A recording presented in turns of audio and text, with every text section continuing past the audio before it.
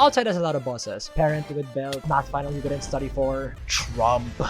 But for my money, one of the most interestingly designed bosses that has recently been added to the game is the Situationship final boss. Because unlike most bosses, it's not a combat boss. The most physicality you'll need is running away from a bad date, but the minute of sprint stamina you'll need, you can easily get by consuming the freaking Taylor Swift breakup playlist and getting the buff from it. This is more a psychological battle. Now, players will debate if the quest reward you get from beating this boss is even worth the risk of embarking on the quest because of the almost guaranteed heartbreak debuff you get that some players claim to linger for years even after the encounter. But how do you even start this Situationship final boss in the first place? To embark on the quest, is a little RNG. You have to find someone who is not emotionally ready to be in a relationship, but has the riz to keep you feeling butterflies in every encounter. To identify these people, you have to look for what the community called red flags. So it's things like what clothes they wear, how much time they spend on the internet, or probably the best identifier, their music taste. You can never really know if the person you're pairing up with will trigger the Situationship quest, but the player count of people with kind-hearted, well-adjusted, respectful, good communicators, single builds is quickly going down, so RNG is probably in your favor. After that, it's smooth sailing.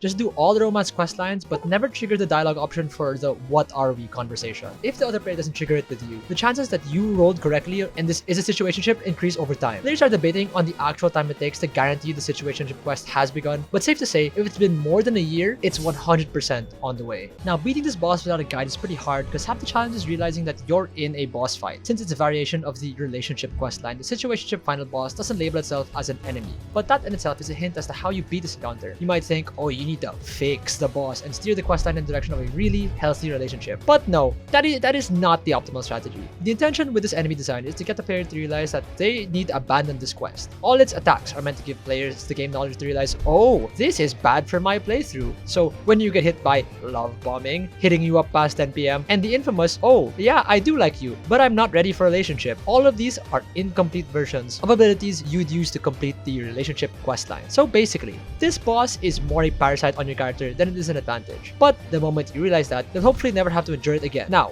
was this a needed addition to the game? Okay, as a player, no, the devs did not cook with this one.